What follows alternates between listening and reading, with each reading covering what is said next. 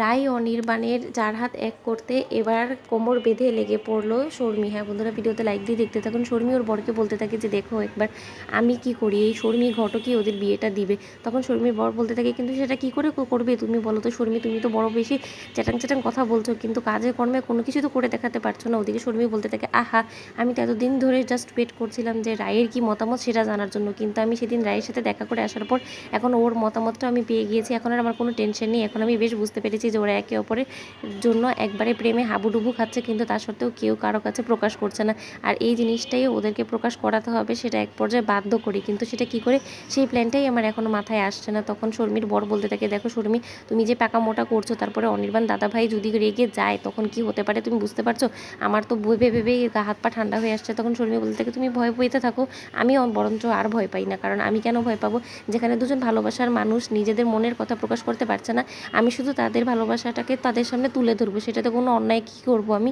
এই অন্যায়টা আমার কোনোভাবেই অন্যায় হিসেবে ধরা হবে না, সেটা আমি জানি। আর দাদাভাইয়ের ভালো করতে যাওয়ার পর একটু একটু বকা খেতে হবে, সেটা আমি জানি। কিন্তু যখন দাদাভাইয়ের এই ভালোটা হবে, ওর গোটা জীবনটা আমি শুধরে দিতে পারবো, তখন দেখবি দাদাভাই আমার জন্য হাত তালি দিবে আর বলবে যে না শর্মি, তুই পেরেছিস আমার জীবনটা শুধরে দেওয়ার জন্য, বুঝেছো? তখন এটা শোনা মাত্রই রায় শর্মির বর বলতে থাকে যে তাহলে তুমি রায়কে কী করে ম্যানেজ করবে বলো তো? তখন শর্মি বলতে থাকে যে আগে খুঁজে বার করতে হবে যে রায়ের আদৌ কি বিয়ের জন্য সম্বন্ধ দেখা হচ্ছে কিনা। তখন এটা শোনা মাত্র শর্মির বর বলতে থাকে আর যদি দেখাও হয় তাহলে তুমি কি করে বুঝবে? ওরা কি তোমাকে এসে বলবে? তখন শর্মি বলতে থাকে না, আমি ওদের পেট থেকে কথা বের করবো। তখন শর্মির বর বলতে থাকে কিন্তু সেটা কি করে বের করবে বলো তুমি? তখন শর্মি বলতে থাকে যে আমি ঘটক সেজে তাদের বাড়িতে গিয়ে তার মায়ের কাছ থেকে এই কথাগুলো বের করব। যতদূর শুনেছি যে তার নাকি ছোট বোনও আছে, সেও আছে, আর তার দাদার বৌদি আছে। তো কারো না কারো পেট থেকে তো অবশ্যই আমি কথা বার করতেই পারবো, তাই না? আমি বরঞ্চ আজকে সেটাই করব।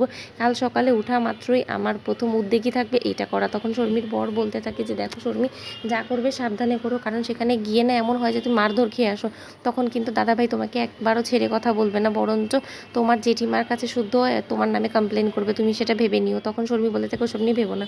ওদিকে পরদিন সকাল হওয়া মাত্রই শর্মি ঘটক সাজে নিজেকে পরিণত করে। শর্মির বর শর্মিকে দেখে অবাক হয়ে যায়, বলতে থাকে তুমি এই বেশে এখন ওই রায়দের বাড়িতে যাবে? শর্মি বলতে থাকে তাহলে ঘটকরা যেরকম সাজে সেরকমই তো সাজতে হবে, নয়তো বা তো ওরা আমাকে ধরেই ফেলবে। রায় তো আমাকে অলরেডি চেনে, তাহলে ও তো আমাকে যদি চেনে ফেলে তখন তো আমাকে সেই সময় আমাকে ঘাড় ধাক্কা দিয়ে বার করে দেবে। তাহলে আমি ওর বিয়ের কথাটা কী করে ওদের বাড়ির লোকেদের কাছ থেকে বার করব? ওদিকে শর্মি রায়দের বাড়িতে গিয়ে দরজা ধাক্কাতে থাকে। তখন রায়ের বৌমণি বলতে থাকে আসছি আসছি, এতবার করে দরজা ধাক্কাচ্ছেন কেন বলুন তো?